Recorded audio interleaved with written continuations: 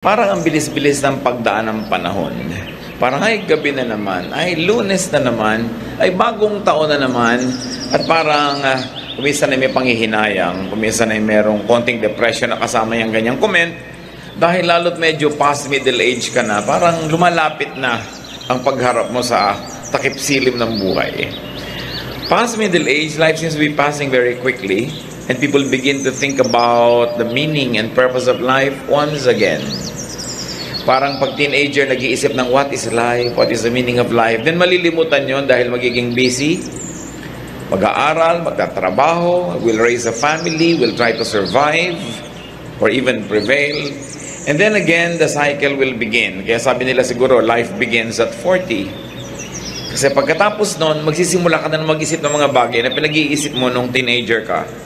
Ecclesiastes 6:12, life is short and meaningless, and it fades away like a shadow. Who knows what is best for us? Kaya sa atin pong pag-aaral ngayon, itatanong natin, what is good to do in this short life? Maiksi naman talaga ang buhay. Pero hindi yan ang pag-iisip ng mga bata. Ang mga bata kasi ibang-iba pa yung pananaw. Lahat kasi sa kanila, future pa eh.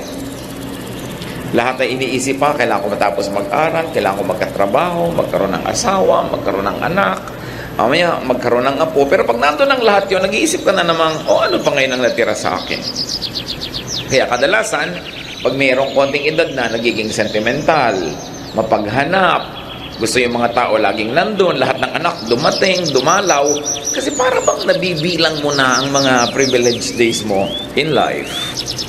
Pero kahit hindi ka pa dumarating sa middle age or lumalampas dito, dapat maaga pa lang pinag-iisip mo na what is good to do in this short life para walang maaksayang panahon. And what to do in this short life, especially in the second and final half of life.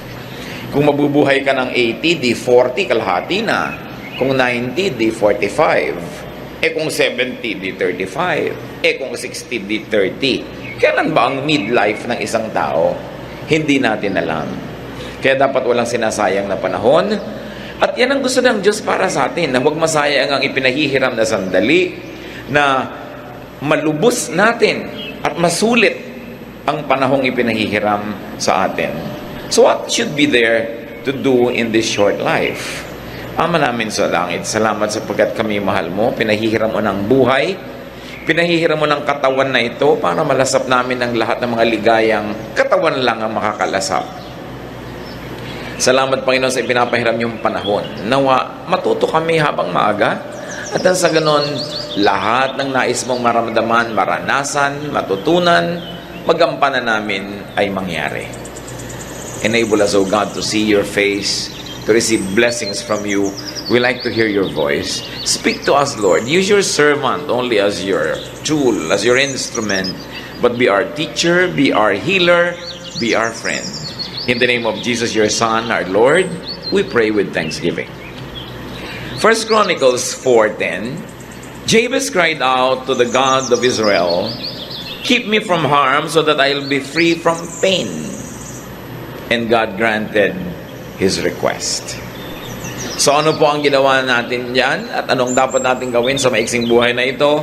Minimize pain.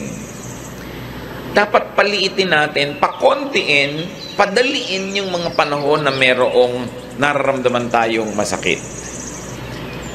More than physical pain, ang pinag-uusapan natin dito mga kapatid is emotional pain. Sasandali ang buhay. Halimbawa mo, 8 hours a day nakakatulog ka, di 1/3 of your life tulog ka. Kasi 1/3 of a day is 8 hours. So kung nabuhay ka ng 60 years, 20 years kang tulog. So ilan na lang oras ang natirang gising ka a day? Let's say, another 8 hours professionally, nagtatrabaho ka, may ginagawa ka, and then all the other 8 hours, so ka naliligo, naglalaba, gumagawa ng mga kuno-ano. Ilang oras talaga ang meron kang daladalang pain? Dapat iksian yan. We should minimize pain. And what brings about pain in life? Conflict. We should minimize conflict. Yung meron kang kalaban, meron kang kainitan ng ulo, meron kang kakumpetensya, alangan namang araw-araw sa iyong buhay, alagaan mo na may ganon. So pag may conflict, what should you do? You harmonize or you avoid. May conflict ka sa iyong biyanan, alangan namang buong buhay may conflict ka. Alangan mang habang nandyan siya, nandun ka, may conflict kayo. Gusto mo bang ganun ang buhay? So what should you do? You harmonize or you avoid. Hindi mo talaga ma-avoid, edi kailangan bumukod ka ng tirahan, lumayo ka ng konti. Pero mas maganda, harmonize. Pag-aralan mo yung mga bihilig niya, yung gusto niya, sakyan mo na lang, hindi mo na rin kamamatay. Ganon din naman yung biyanan sa manugang, yung kapatid sa kapatid. Kasi ang hirap ng buhay natin pag may conflict. Meron naman mga tao, wala nang conflict, lumilikha pa ng conflict. Nangiintriga, gumagawa ng gulo, naghaharap ng kalaban. Then pain comes into your life. Another bringer of pain is trouble. Awayan. Siyempre, yung conflict, pag lumaki, trouble na.